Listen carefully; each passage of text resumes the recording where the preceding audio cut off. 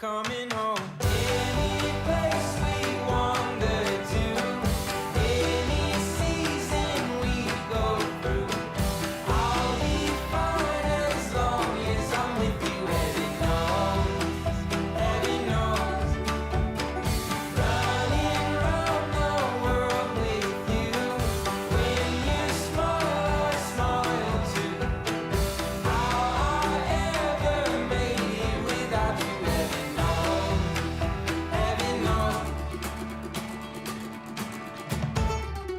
I feel the weather changing, better get out soon.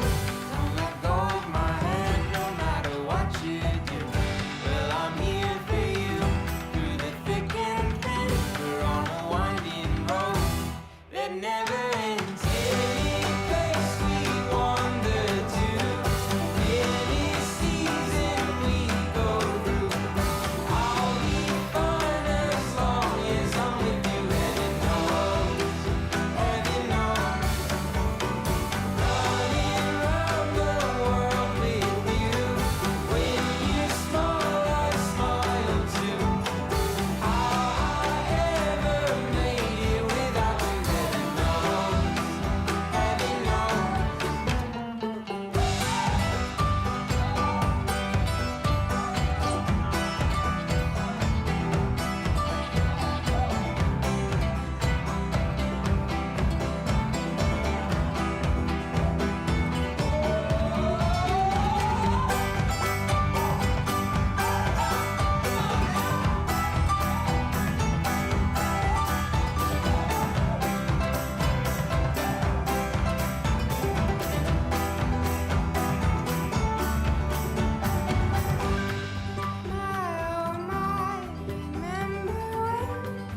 We were just becoming friends.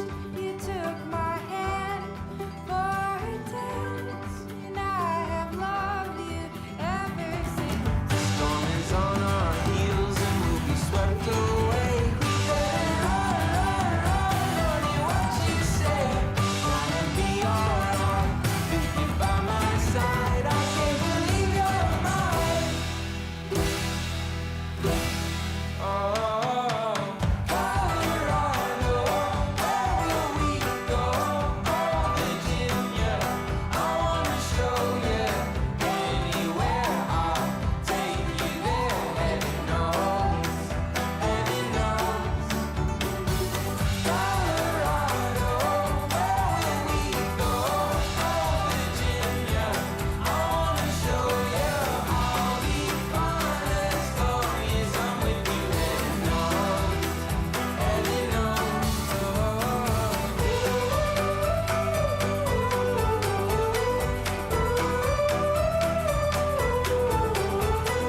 I'll be fine as long as I'm with you. Heaven knows, heaven knows.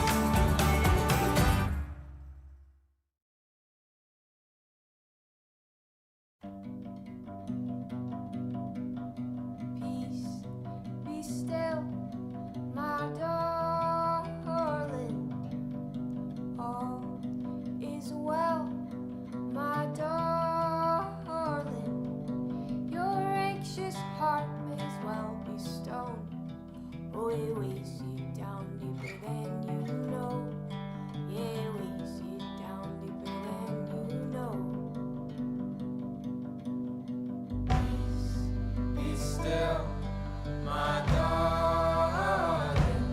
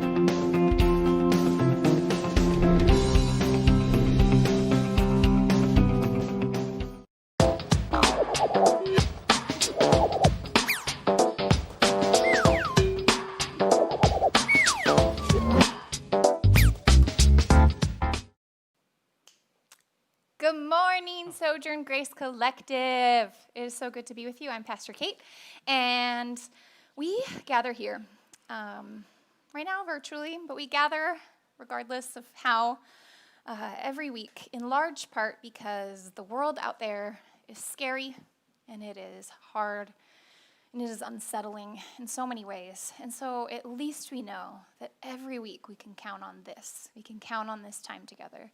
We know it's coming. We know it'll be here for us. We know that in some way, shape, or form we'll be held by this time together. It's so important right now to have something that we can count on. And so that is a huge reason why we gather weekly, so that we can come back together no matter what our week looked like and have this time to be held, to ground, to center. And so much of that is about our sweet, anxiety-ridden brains and bodies and hearts right now needing some normalcy, needing something that is that has some rhythm to it, knowing what to expect. And I know that for me, that has been a huge part of surviving this horrible time that we're going through, this horrible time called 2020. So that is something that we want to give to you, and I just want to draw attention to it this morning, and hope that you lean into that of having this place that you can go, okay, no matter what happened this week, once again, I can go to Sojourn Grace Collective and connect and ground and center. And so in terms of knowing what to expect this morning, what you can expect here is you can expect some beautiful songs. You can sing along in your homes. You can get the lyrics at sojourngrace.com/lyrics. Close, not correct though. sojourngrace.com/ Virtual, I'm sorry. Lyrics would make sense. It would. There it is. There's the real That's a link. great idea. That's actually true, not what I just said.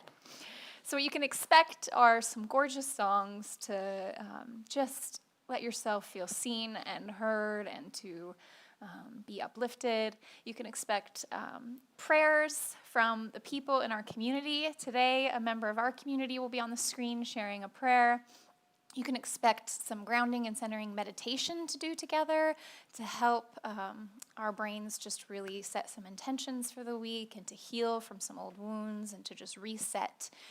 You can expect a short, what we refer to in-house as a spiritual nugget, a short little sharing of some thought that's come up for us during the week that we hope will just help not teach you anything so much as just inspire you to be thinking intentionally about life and questioning things and just looking for the spiritual truths throughout all of life that is happening. And you can expect some time of connection with folks in the comments. That is another part of what we do here to help us gather and ground and connect.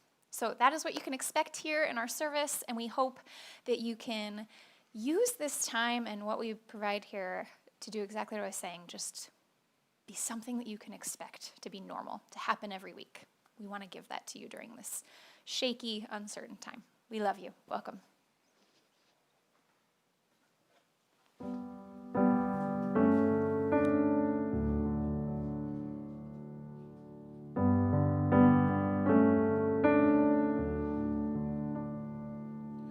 All this pain, I wonder if I'll ever find my way.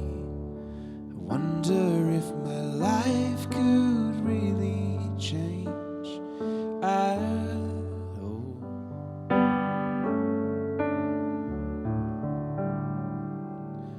'All this earth could all that is lost ever be found?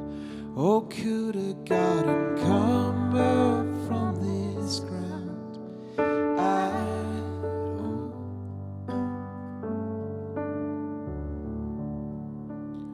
'Cause you make beautiful things. You make beautiful things out of the dust. You make beautiful things. You make beautiful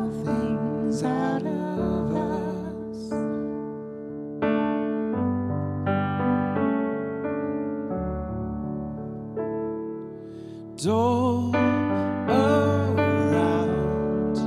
Life is springing up from this old ground. Yes, out of chaos, life is being found in you.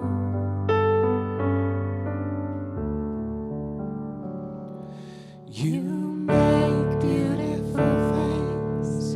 You make beautiful things out of dust.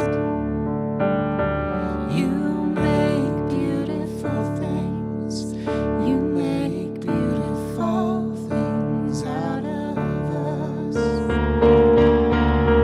You make beautiful things. You make beautiful things out of the dust. You make beautiful things. You make beautiful things out of us.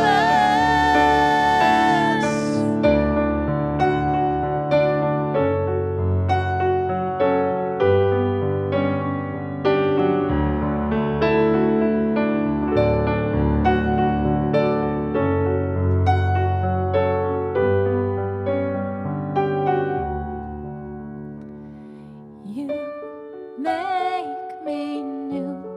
You are making me new.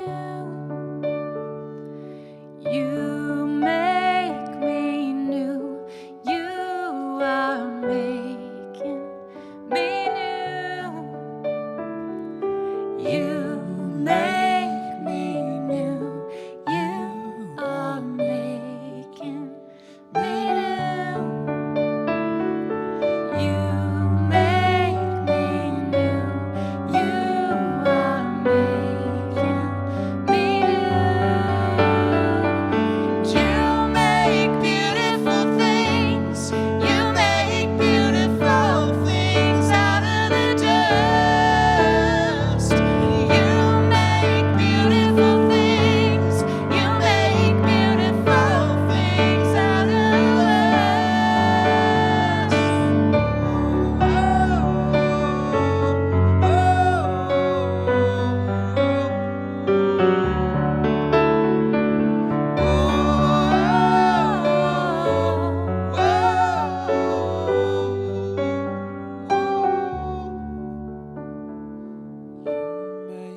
beautiful things.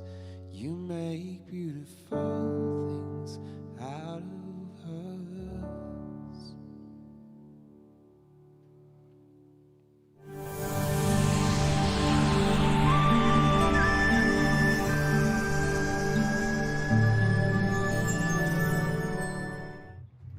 Blessed are the joy finders, the joy sharers, the joy tenders.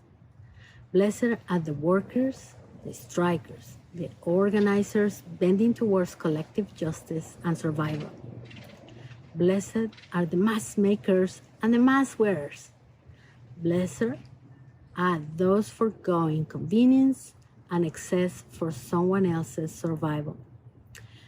Blessed are the governors, the mayors, the legislators laboring for public health and collective life, over profit, ego, and the deadly demands of gun-toting, terror-mongering evildoers.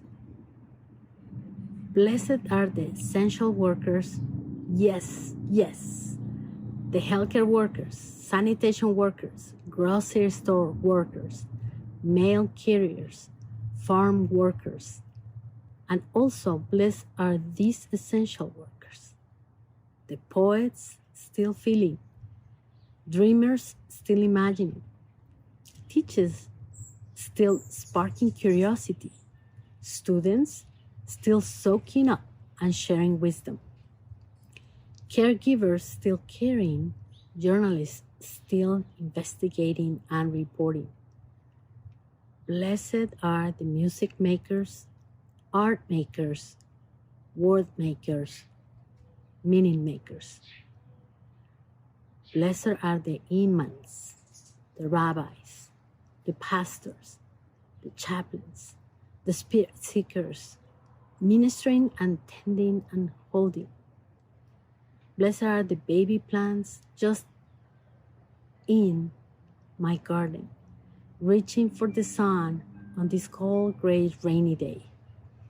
Blessed are the letter writers, the cat senders.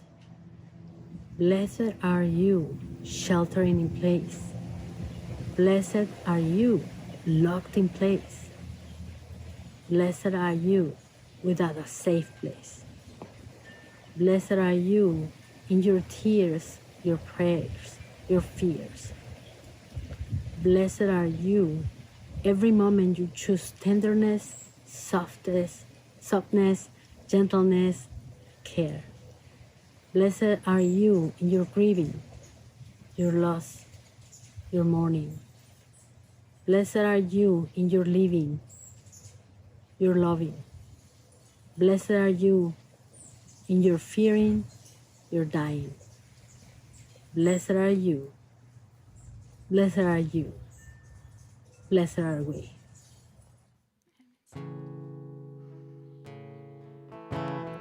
Nikki, we miss you a lot.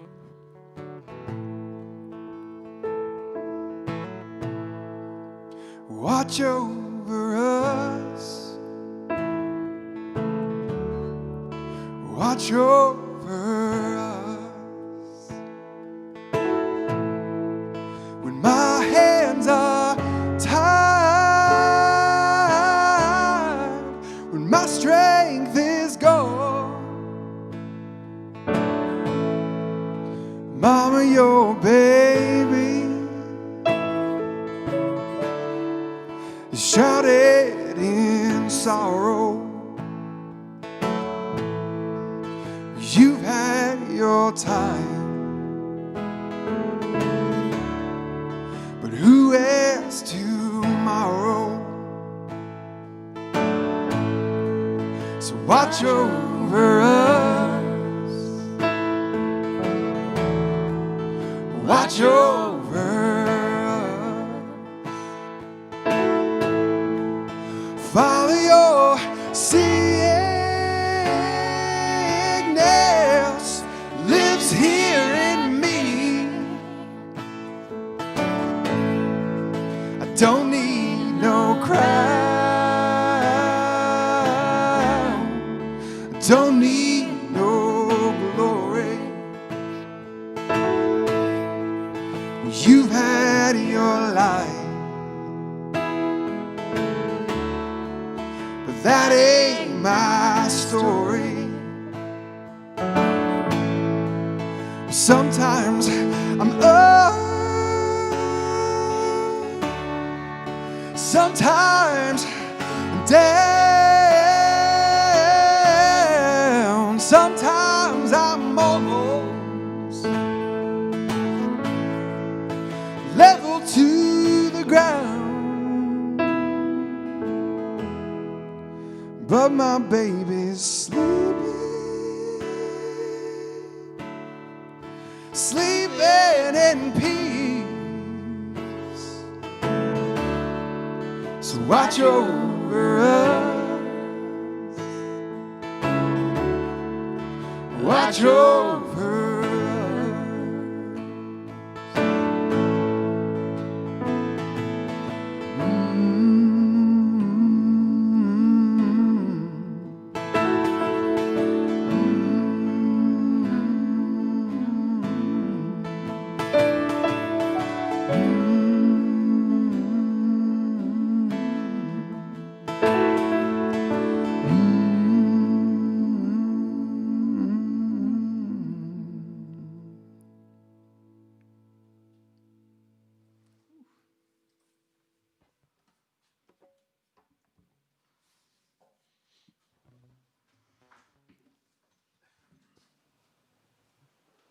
I think I'm here.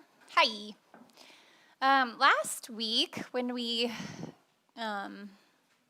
were in our living room, because it was too hot to be here in the studio, we wanted to just have a time of conversational connection with you all, and so we pulled questions out of a bowl, and we all answered them together, and it was just such a beautiful time of connection. We realized that every week we do this, like throwing a question of the day out into the comments section, put it on the screen, and we ask you all to answer. We thought, you know what, the question of the day should be the bowl thing to get more connection going every week. So we won't make it as long and drawn out as last week, but we do want to practice that again this week, just to have some time to feel like we're together. So here we go. Ready? You're going to sound off on the comments. We're going to share our answers here, and we're just going to have a time of conversational connection. We have no idea what these questions say. Last week when we did this, I found some of them to be dumb, and so I threw them instead of answering them. So who knows? So who It knows might what's going to happen? again. Also, Our, I like that you called it the bowl thing. Maybe we'll Yeah, the bowl rebrand thing. it. Not collective conversation, but the bowl thing. It's going to be the bowl thing. Hey, Huck, will you grab my phone? It's right there, buddy. Yeah, last week, Huck Right on the edge of the table here. cut these up for us, and he did this week too. He's here in the studio. Huck's awesome. Huck's Huck's running here in the production studio. for us. Yep. And He's rad. Maybe you'll come say hi later. Okay. First question. Who had the biggest impact on the person you have become? ooh. Just a little question. Who's had the Biggest impact on the person that you've become. That's like a very past tense worded. Who had? Who but I had. guess just. Well, we didn't get to our present without our past, so I guess maybe that's Yeah. all it is. So who in the past had the biggest impact on the person you become? Ooh, I can't wait to see some people's comments here. Hoping I'm one of them. No, I'm just kidding. It's the worst thing so ever. Weird. I know. Enneagram I say 3s, these, man. What are you gonna do I say with these them? shock and awe comments. I don't know why I do it. You know they're shock and awe, I but you do. say them so real that people Right. think you're being serious. part of the joy. Anyway, who's Part had of the the biggest joy. impact? Who made you that way, Colby? For me, it's my mom. Hands down. I don't know how to say that anybody else made that big of an impact on me. Yeah. In all the ways. You and You? Nan said the same thing. Nan said I assume her that's a mom. pretty common experience. Lisa said her grandma. Sweet. Laura Shepard. There's no way I can boil that down to just one person. Right? I'm with you, Laura. Yeah. Ooh, Amanda Wallace, my history teacher in 11th grade. Oh my God, He teachers! used Howard Zinn Yeah! as our text. That was ahead of their time. Ahead of That's their awesome. time. Beautiful. Love that. Julie Porter, my daughters. Oh, that's a great answer. And I love your daughters. I mean, okay, this is going to sound a little maybe cheesy and hokey, but it's not going to be as bad as the thing I said earlier. It's a good thing. But honestly, this person right here has had the biggest impact on who I've become, because were it not for her, especially in the last 5, 6, 7 years of my life, there's no way I would be here in front of you in any sort of shape resembling health and wholeness. So when I think of the person I have become and am becoming, this person has had the biggest impact. That answer is easiest for me. So, yeah. I need to be like together to do some things right now, so if you could not make me sob, that'd be great. Melissa Faith, her nanny. Oh, my I gosh. love that. I love these answers. She I lived love with this you question. as I a love sort of these adopted answers. grandmother. And she passed away this year. Oh, I'm so sorry, Melissa. Sammy Moran, probably my mom and my older sister. We're all just different versions Isn't of this each other. great? I love that. Susan also said my 2 daughters. Oh, I love the moms naming their daughters. That's a beautiful. That's really great. It's so true. Biggest too. Like, impact on the probably person. my kids are also my answer. Yeah. Your children make you who you are for sure. Yeah, and I in a like way how that- Laura's like, you could, it's hard to nail one because you have different components to who we've become. And when you sort of segment those components out, like when I think about, the person, the part of me, the role that I play as author, speaker, that sort of role that I've played, people like Rob Bell come to mind as a person who's had the biggest impact on who I've become in that role. When I think of the role of parent, other people come to mind. So it's interesting to Totally. think about how that it can be divided up into different segments of the hats that we wear. Cool. Next question. Who was your best friend in elementary school? Going all the way back to grade Best school. friend, we Who was we your won't best know them, but we want friend you to share them. in elementary Just name 'em out. school. What's that? That's true. The foreigner amongst us would like to know what grades we qualify as elementary. That's a fair question. And it actually depends on Even what here it country varies, or what part of yeah. the state you. Varies here. Yeah, K through Ish. 5 was. Sometimes K through us. 6, because then middle school, Yeah, that 7th was and 8th. Arizona. Yeah. Anyway, now that we've nailed that down. Jeremy Wagner. Jeremy Wagner, if you're watching, which I know you're not, You were my best friend in early elementary school, and then you moved to a different school, but that's why I still remember the fond days of when we lived a few houses down from each other. I think that was your experience too, wasn't it? Like, I grew up and I had about 4 or 5 friends, like, in the proximity of my street and neighborhood, and we all sort of hung out together and went to school together. And Yeah. doesn't it feel like those days are behind us? We sound like really old people when we're like, back in the day when you could ride your bike everywhere, but it's true. We did ride our bike everywhere. My parents never knew where I was. I was just always on my bike out somewhere in the world, going to the store to buy candy. And yeah, anyway. Tracy and Blake Wright were my best friends in grade school, and like I'm Tracy still and very Blake. close to them to this day. They have my heart. Let's see. Jesse Fritas and Tori McCollum are Stephen Van Lyne's best friends, and still friends with them both. And he loves it. Sally, Nan's best friend was Sally. She moved to town in 3rd grade, and they're still best friends. Oh, that's fun. Laura Shepard says, Imi Kojima was my first best friend. It's kind of fun to think about these people, isn't it? Melissa Faith, a girl named Jillian was my best friend. Looking back, I should have realized I was gay and had a huge crush on her. Oh my gosh, I love you, Melissa. We all do our stories in the way that they I love it. reveal themselves. Amanda, my best friend was/is Gretchen Van Camp since 4th grade. This is nice. That is so cool. Also, Amanda likes people with the name Van, so that's cool. Oh, Amanda, have you ever thought about that? You're drawn towards vans? Do you have a minivan too? A miniature? Or even a full-size van. Benjamin, who's in the room but participated through comments. Thank you, Benjamin. Jonathan and Jules were your best friends. That's awesome. Karen, did you have an answer? I had different best friends. Like I had church best friends and elementary. Church best friends and school best friends. Like best of Same. the tier, right? Yep, So, same. there are lots of them. Yeah. Had that situation too. Yeah. All right, what's next? What is the most annoying habit someone can have? Do you want me to leave the room for This this? is a so you can dangerous answer marriage honestly? question. The most annoying habit. Loud chewing. Duh. Loud chewing. Oh, even our 8-year-old agrees with that, loud chewing. Yeah, Huck. Everyone in our house Most hates annoying loud chewing, habit. actually. I don't want to call anyone out on this. No one in our family, but maybe some of the viewers watching. I'm What? particular. Well, I might say something that one of our friends watching does, and that they might really think that I'm calling them out, but I'm not, because I don't even know this about you. Anyway, what's your annoying habit? I find chewing fingernails to be a really annoying Oh, Karen habit. chews fingernails. Okay, well there you go. It happened in real And life. why'd you say no one in our family? Are you serious? Do we have nail chewers? I chew my nails all the time. Yeah, Jamien's fingernails You are find like it down annoying- to here. You find it annoying, but only when you notice, so we're safe. Okay, yeah, it's And I true, won't that's name the true. person in our family who also has toenails completely gone from nail chewing. That's also a thing. Excuse me. That one's like What? just- That's sort of a miracle. Bendy children. Patty is with you on loud chewing. Yeah. Laura interrupting / trying to finish my sentences. Yep. Ooh, scraping teeth on fork when eating. Oh, I have a kid who does that. It's horrible. Wow. Yeah, I'm with you on that one. Wow. I feel kind of sick just thinking about it. Amanda Wallace said Vans. No, I'm just kidding. I just want that to be your answer to everything. No, but she did go back and say that those are her shoe / friend of choice. Oh, that's Vans. fun. Vicky also interrupting when someone's talking. Amanda Wallace, loud slurper, chewer. So our sweet eights. Kleenex Are levers. Yeah, Kleenex levers. Yeah. Yep. Mm-hmm. Tori Redmond saying, Mom, Mom, Mom, Mom, Mom, Mom.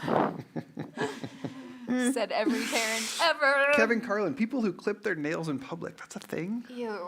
Shouldn't be a thing. That is an annoying habit. Speaking of things in Littering, public, that's annoying. people who do like, who have their phone calls on speakerphone in public or like FaceTime in public. Mine, like noise pollution in general. Karen says noise pollution in general. Yeah. Making other people enjoy it. Stephen, no, it's not me. The whole toenail chewing thing. It's not me. Jazz says no self-awareness. Yep. Those are the people with the phone calls on speaker. Yeah, those are the people who do phone calls. Clipping their nails in Yeah. public. Yeah. Some annoying habits out there, but we All right, are doing our one more best. question? One more question. Where do Thanks you, for participating. Well, this one's funny for the state of life that we are all in right now. But so answer it past life or currently or both. Where do you spend most of your free time? Sad. Sad. In your house, yes, our son Huck. Yes, you do spend. So say we all. Where do you spend most of your free time? Do we remember? In my garden. 6 months ago. That's still true right now.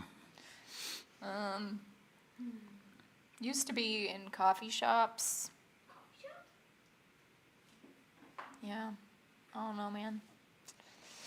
On the couch with our kids watching, used to be Survivor, but we finished all 40 seasons, so now Amazing Race. We finished most That's of them. true, we Yeah. skipped a few seasons. See, I think I stumble on the free time part of it because Do ya, sweet Enneagram 3? Colby's like, what's free time? time is never doesn't feel free to me. It feels like there's a cost constantly to it. So I'm running a cost analysis on Okay, stop doing that. What do you do when you're not is working? this time being spent well? Is this time being spent productive? I went golfing yesterday. That is where I like to spend. My time feels free when I'm Tori's golfing. with you. She says, what is free time? Yeah. My time feels free when I'm golfing. I feel like I'm just there to enjoy that time on the golf course. So that's my Vicky final says, answer. picnics with Alyssa, discovering new spots in San Diego. I want to Love discover new that. spots in San Diego. We've been here for 8 years and Yeah. haven't done a ton of Amanda that. says, sadly on the interwebs. Yeah, kind of so say we all, right? Used to be Disneyland, Steven. Aw. Jazz says, tear face. Okay, pre-quarantine, the Dresden. I know you missed the Dresden, love. I love you. Home, lots of homes. Oh, can I go back to an annoying habit that Jamie Whitaker posted? Sure. People who keep looking at their smartwatches while in conversation. Or I would add, and or your phone. Like, I don't know. Yeah. Phones in general are annoying, and I am, in some ways, tied to mine as well. Wesley says, in front of the TV. Wesley, that's Me what most of too. us should be saying as adults, but we feel like we need to say something else. But yeah, that's probably true. Sit on the couch with our kids watching TV. I love TV. I love it. Unabashedly. Thank you all for participating. This has been this week's segment of Collective Conversation, aka The Bowl Thing. Oh. What are we doing now? All right, what's Yeah. next? Oh yeah, song. We're gonna invite back up our wonderful musicians for the morning. Ken. And I'm going to turn my mic off so you don't hear me. Because that's a safe decision fair. to make. Thanks again for being with us here at Sojourn's live virtual service. We're going to do a song, and then we got some more stuff planned, so stay tuned.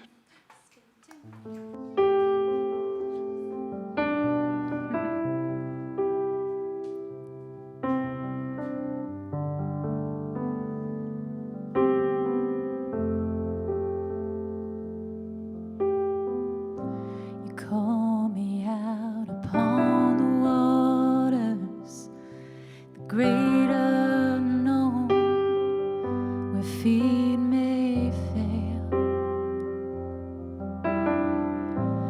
There I find you in the mystery, in oceans deep.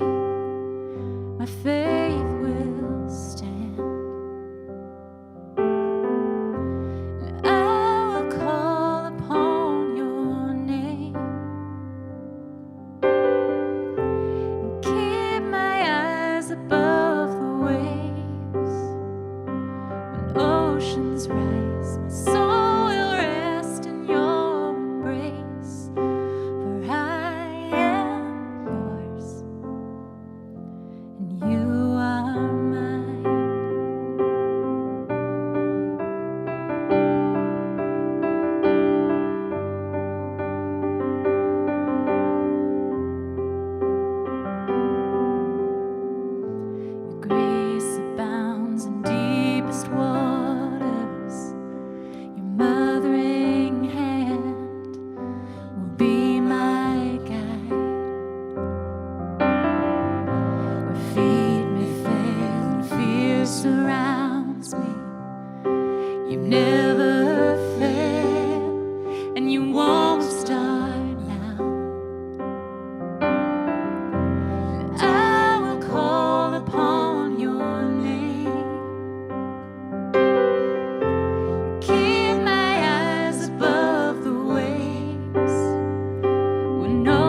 oceans rise, my soul will rest in your embrace. For I am yours, and you are mine.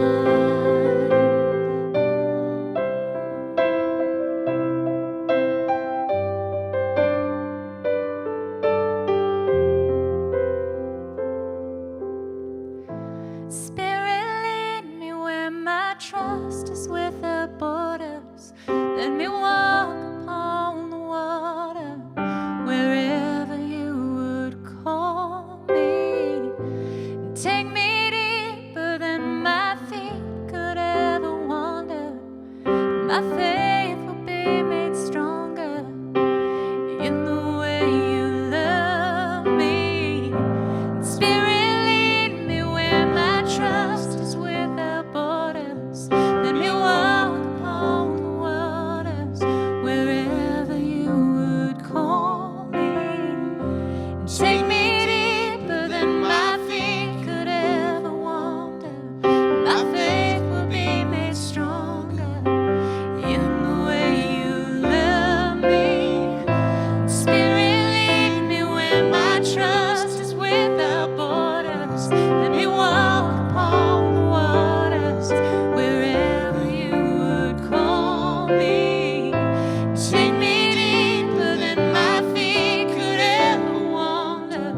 My faith will be made stronger in the way you love me. I'll call upon your name and keep my eyes above the waves. When oceans rise, my soul will rest in your embrace. For I am yours, and you are mine.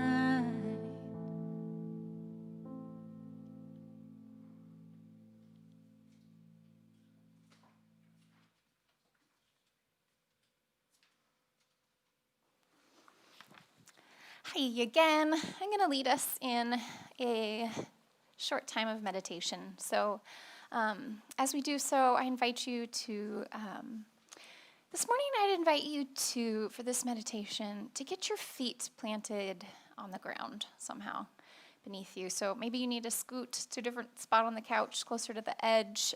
Maybe you need to stand up for a moment.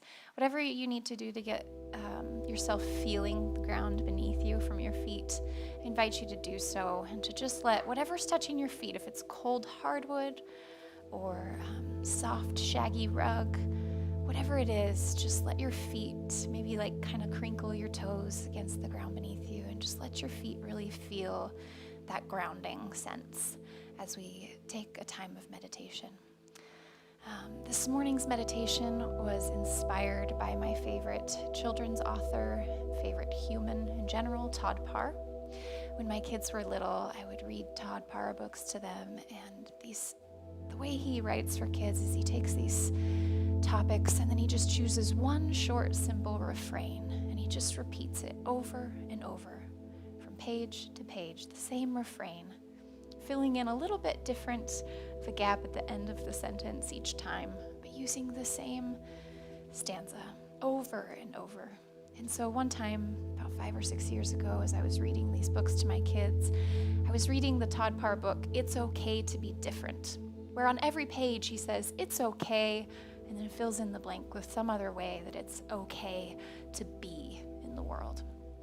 And as I was reading this to my kids, I realized Todd Parr's books are meditation for kids. They're repetitive.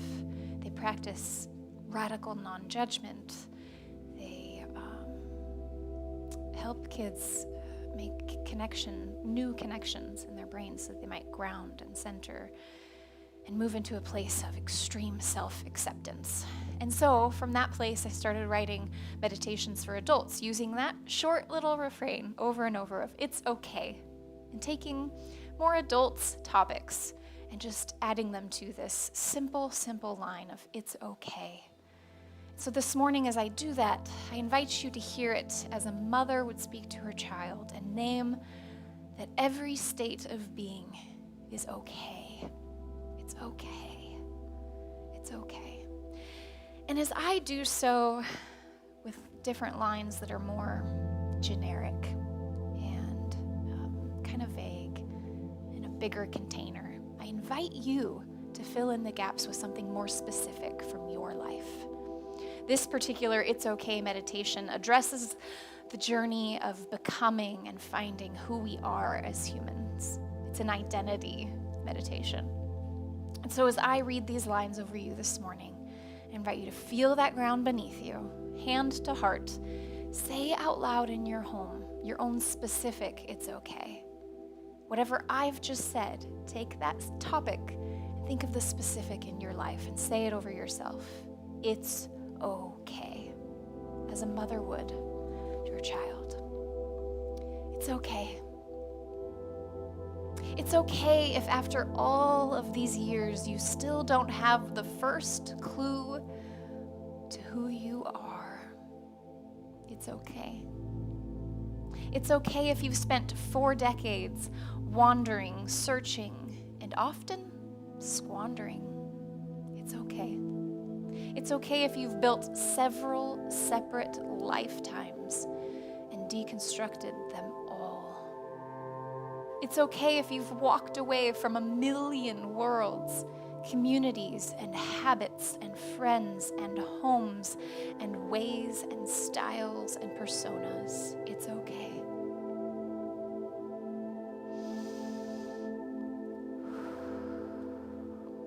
It's okay if you don't recognize you. It's okay if you no longer fit inside the life that you yourself carefully crafted.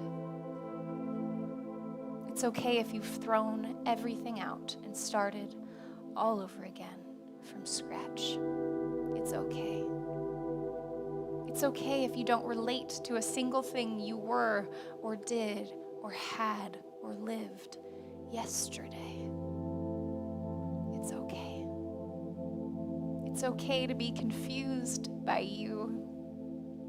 It's okay. It's okay if you're unknown to yourself. It's okay if your identity shifts with the winds and grounds with the seasons and shakes with the storm. It's okay, my love, my darling. It's okay. Because the most wondrous paradox of your existence is this: you always are, and you never are. It's okay. Becoming, changing, growing, dying, birthing. It's okay. Because you are not what happens to you. You are not even what you do. And certainly, you are not what you have. And most assuredly, you are not what anyone at all thinks of you. Not even what you think of you. You are, in fact, pure love. And this remains true in every single flailing, searching, pretending, trying, experimenting moment of your ridiculous, beautiful journey of becoming. You remain and will, for all eternity, remain loved. Beloved, it's okay. Love is holding you even now, even now, even now, even now. It's okay.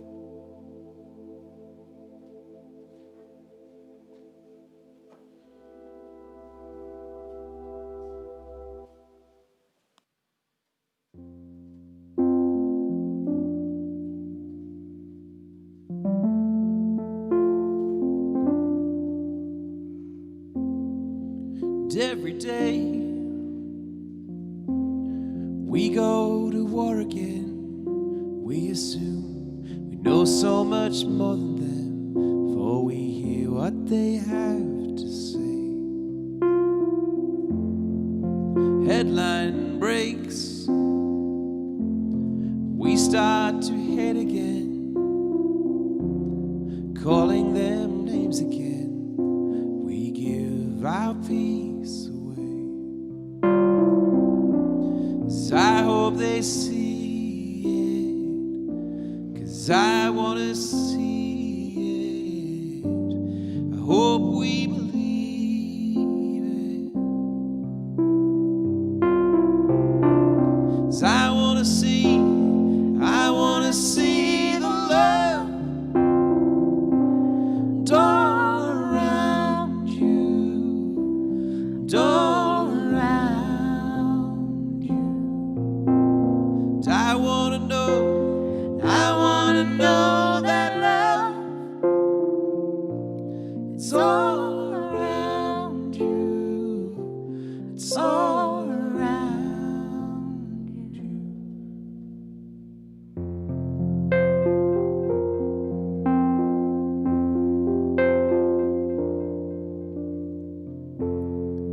Day by day, hope fades away, and then we know that there is pain within. We cannot medicate. Learn to feel, learn to begin again. Open our eyes again to see our neighbor's pain. 'Cause I hope they see it, 'cause I want to see it. I hope we believe it, 'cause I want to see the love all around you, all around you.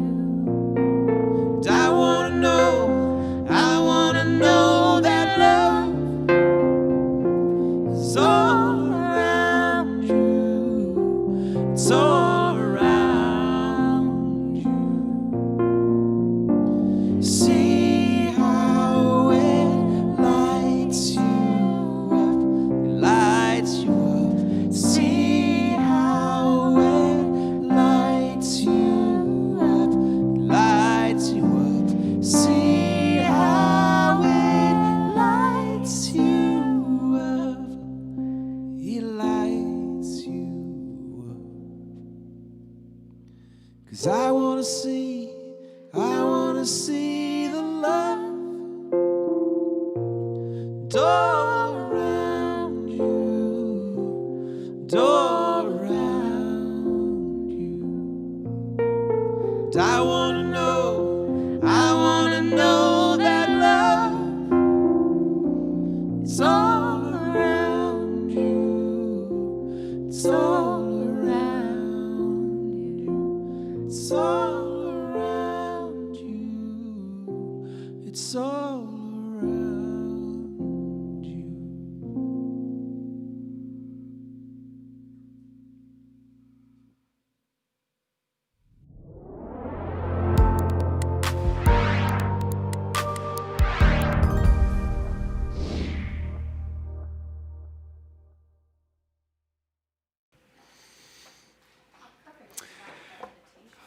Yeah, that song following that meditation was brilliant. If you missed my comments a minute ago in the stream, I said that meditation, along with other ones that Kate has written in the past and that we've done here at Sojourn, will all be available soon on the new upcoming Sojo Meditations podcast channel that we're going to be putting together and releasing as one of the ways that we are hoping to help resource our beloved community during this season. As you saw there in that little opening video, and as Kate mentioned earlier, this is a segment here in our gathering that we call Spiritual Nuggets. And the idea here is that it's not going to be a 5,000 word long sermon. It is rather just maybe 5 to 7 minutes of something to hopefully nourish the mind and the soul. And so this morning's Spiritual Nugget I've titled, How We See is What We See. And it begins like this. What if the way that you approach life has a real effect on how you experience life? What if the way you approach life has a real effect on how you experience life? Henry David Thoreau once wrote, "The question is not what you look at, but what you see. To look at something is to keep distance. We look at animals in the zoo. We look at a car accident on the side of the road. We look at photos of our friends and family living their best lives on Instagram. To see something, however, requires closeness, proximity, connection. It demands slowing down and being present. We see our child as they squeal in delight at placing the last puzzle piece down. We see our beloved while we're making love. We see the stories we tell ourselves as we meditate or vulnerably share with a friend. Moving from looking at someone or something to seeing is a move from far to near, from closed up to open, from apart to connected. We can go through our entire day looking at everything and seeing nothing. Though awake, we sleep.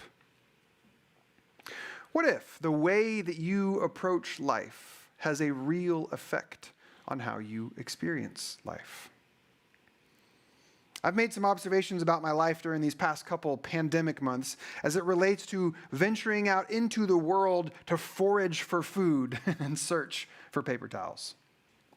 I've noticed that some days as I head out to the grocery store, after having read some, rather depressing stories about the state of affairs in our world, it causes my opinion of humanity and of American society to plummet. I've noticed that I lament at how selfish and self-centered and ignorant and arrogant people are. I notice that then when I get to the store and I see some people not wearing their masks properly or not caring about social distancing, I see people being rude and callous to one another. I see real life examples of what I'd just been reflecting on. And then other days, before I head out to the store to forage for food or search for paper towels, maybe I had a particularly uplifting interaction with someone through an email or online, because it does happen. Or maybe I read a news story about how people are coming together right now, and change is happening in our world, and movements are growing. And I feel encouraged by how selfless and thoughtful and kind and caring people are. And then I get to the store, same exact store, in the same exact neighborhood, and I see people wearing masks. I see people being considerate of shopping carts. I see people smiling with their eyes. I see patience, and I see oops, sorries, and I see this sense that we're all in this thing together and we've got each other's back. In other words, I see real life examples of what I'd just been reflecting on.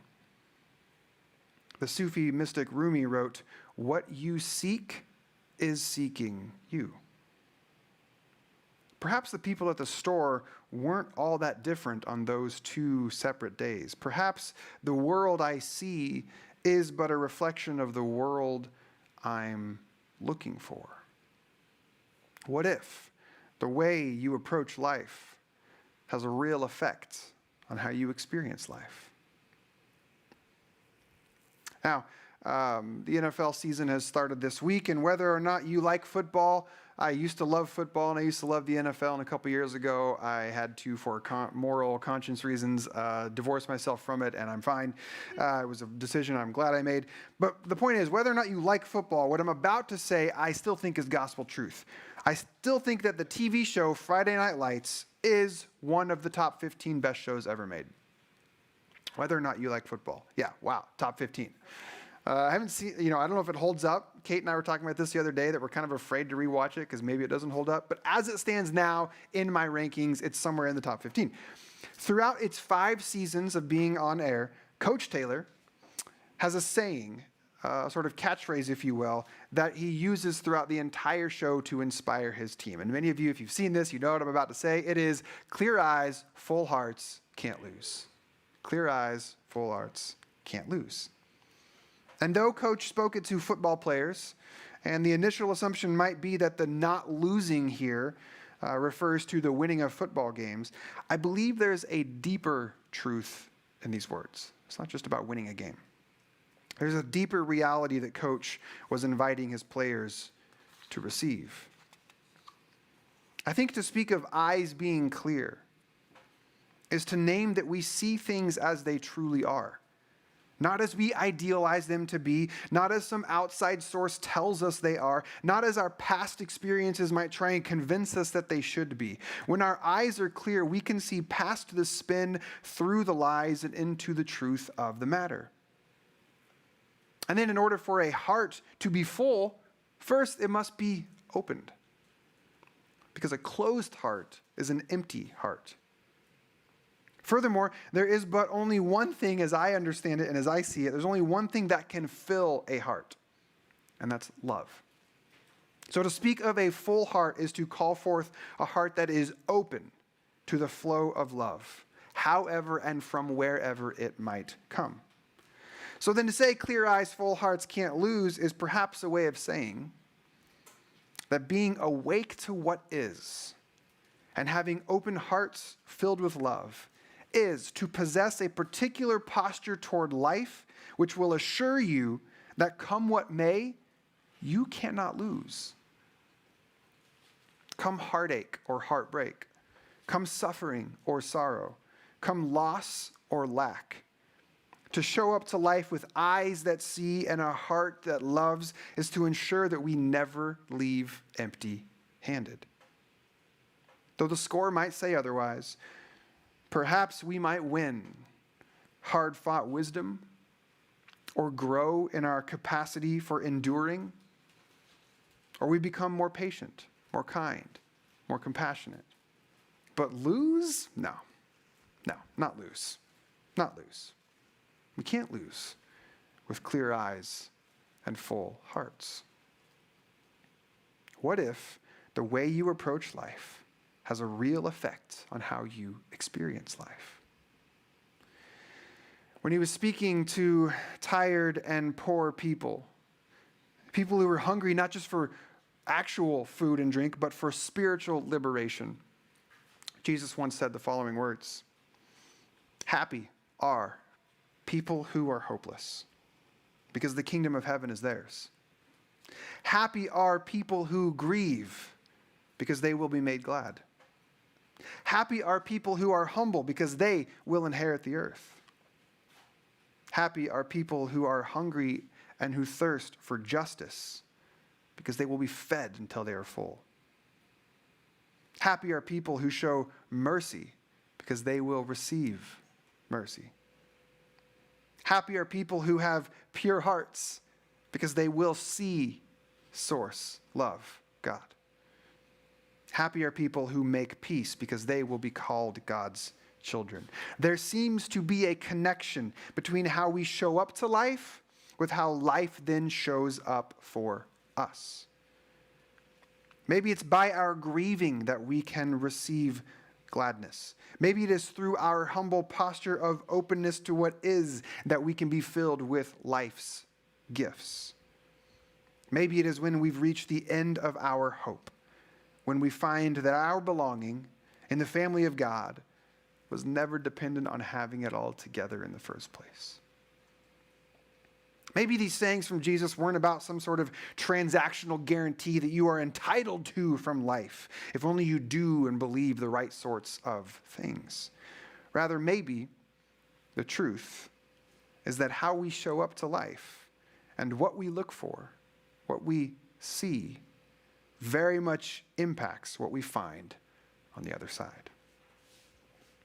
So may we consider, dear friends, that life, or one might even say that God, is calling to us right now, inviting us to show up with eyes to see and hearts that are open wide.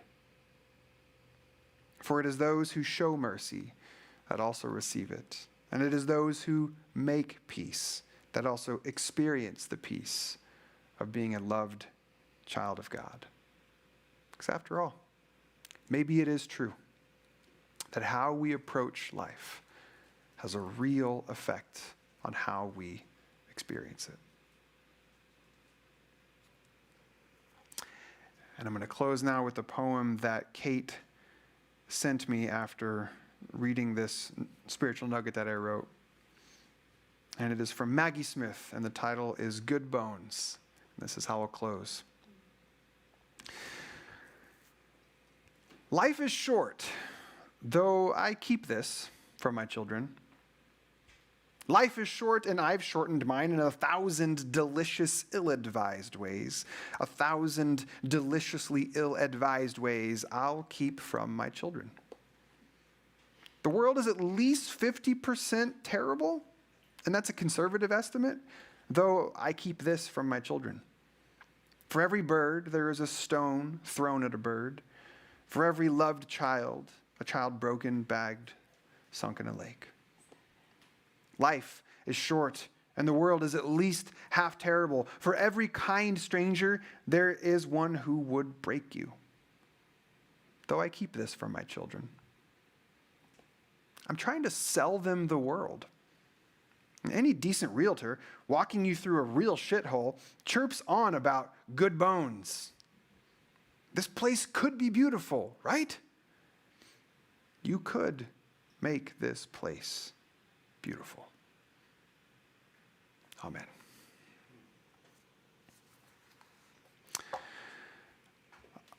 Is it communion? Oh. I think it's communion. I don't have the flow in front of me, but I think it's communion now. Sorry, I thought there was a song. I messed Again, up that was the called flow. Good Bones by Maggie Smith.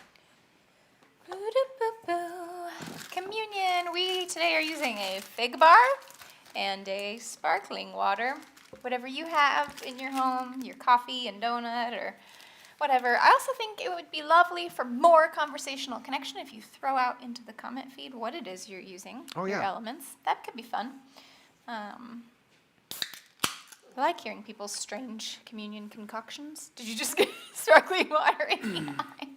I'm just kidding. I mean, I'm not kidding. It did happen, but I was being a bit dramatic, which I like to pretend I'm not. But you remind me I am. All right. This morning, as you gather your elements for communion, just want to remind you again, one more time, but with a physical, tangible, going in our bodies reminder.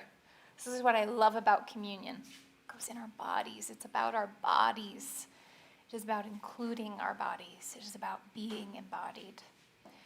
And so take a moment to acknowledge your body, to feel it, to include it.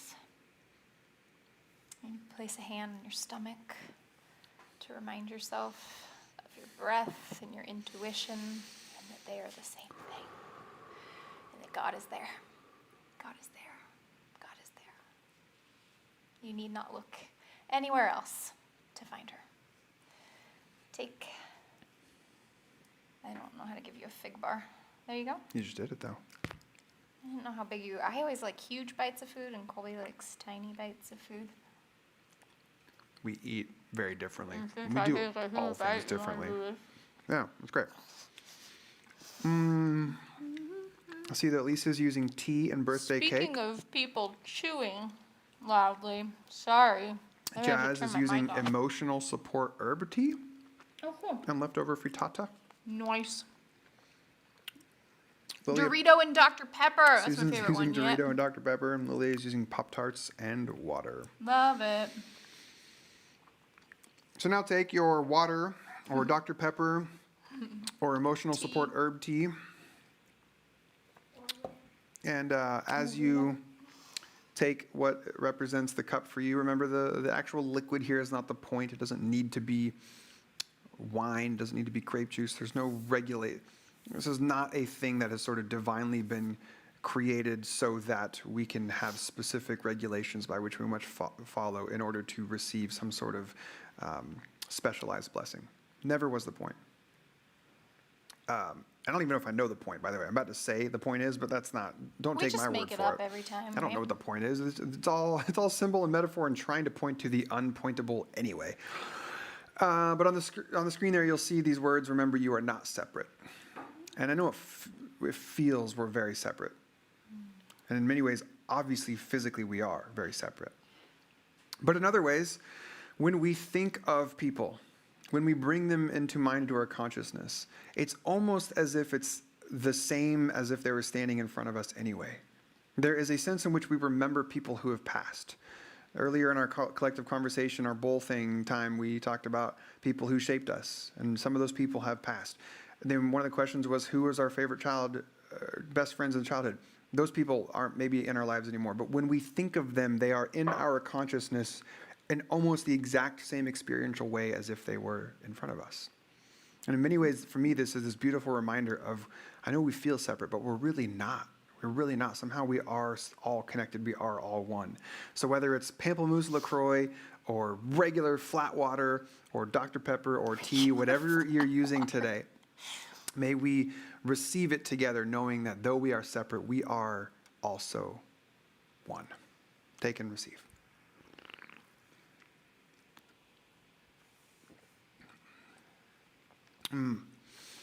Kevin Carlin used lemon cookie and crayon peach. Yum. Vicky Artiega used a multivitamin gummy and fresh water. Love it. That's awesome. And Nan wants to know what fresh water is. That's a fair question. I kind of want to know that too. Did you go down to the creek? Oh, Stephen Van Lyon, pumpkin French toast and coconut water? Solid. Laura I'll Cash eat and it. buffalo wings and a Diet Coke. Yes! We are leveling up here. I'm These really are proud great of us. communion elements. Really proud of I us. also really want buffalo wings right now. Aldi has the frozen wings section. Let's go get those. We have our lunch plan. We know what we're doing after this. I'm going to move back to the other One more song? microphone, and we're going to do one more song. You know what song they're doing right now? Tom Petty.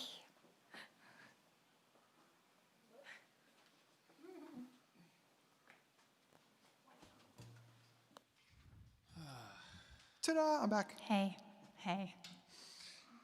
Oh, I'm everywhere. Guitars are a lot of work, really. Like a Facebook algorithm, I'm everywhere.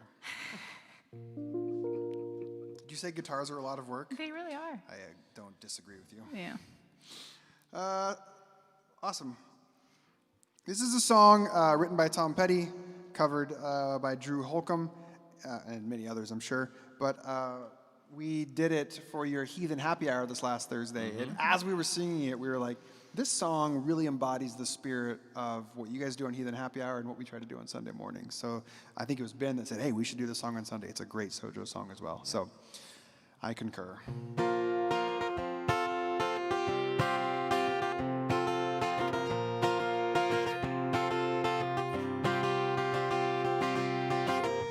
You belong among the wildflowers. You belong in a boat out at sea. Sail away and kill off the hours. You belong somewhere you feel free. Like here, yeah? Run away, find you a lover. Go away somewhere all bright and new. I have seen no other who compares with you. For you belong among the wildflowers. You belong in a boat out at sea. You belong with your love on your arm, and you belong somewhere you feel free. Hey!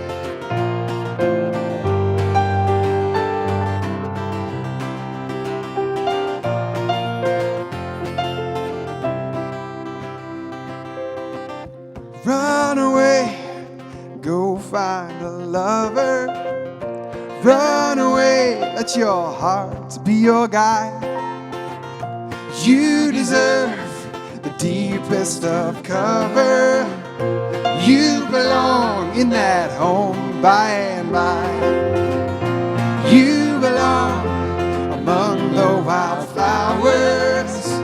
You belong somewhere close to me. Far away from your trouble and your worry. You belong somewhere you feel free. You belong somewhere you feel free.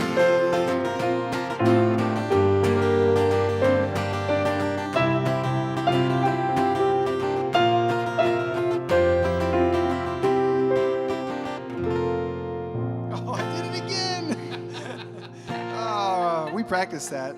And I just... Do you have to do the thing now where you have to go back from here over to Back there? from here to there. So Okay. now we're going to do... Oh, we got to do house notes. House notes? Who wants to hop up there and hit House notes. Hop quick. House notes. Somehow muted you. Yeah. That's my bad. Also, I muted We got myself, smooth like too, butter. so. House notes. We are all about the smooth transitions. That's right. Beer and hymns. Oh, fun. Oh, yeah. Back here in this place, I'll be joining the band again on Friday at 7 post-morning on our regular streaming channels, Facebook and the YouTubes. And if you have never been a part of Beer and Hymns, the name sort of tells you all you need to know. You're invited wherever you are at to imbibe in whatever drink you want. By the way, it's called Beer and Hymns because I've been doing it for like 6 years.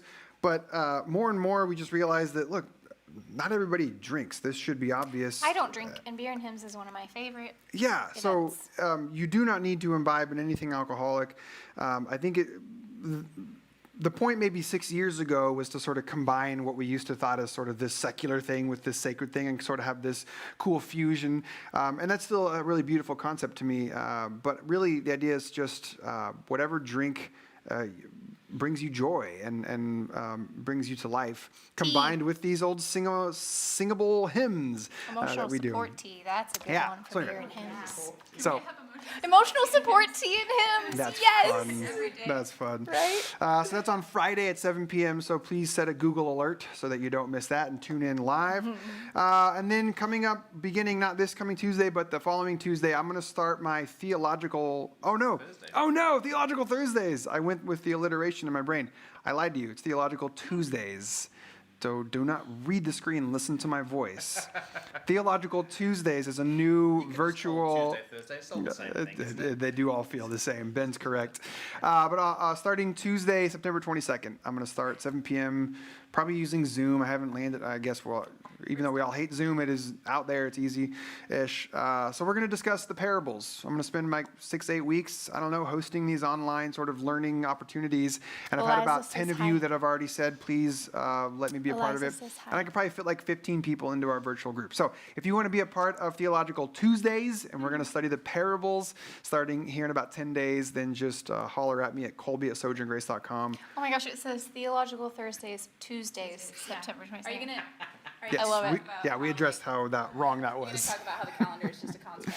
Yes, calendaring is just a construct. Social construct. What are days? Just What are days? and then speaking of the misnamed small group, Theological Tuesdays. that's kind of brilliant. Thank you, Lilia. That's brilliant. Thank you. Let's do it. We're also working on Wesley putting says together hi, small too. groups for Sojourn. So virtual groups for those who want to do it virtually, and in-person, safe, social distant outside groups for those who want that.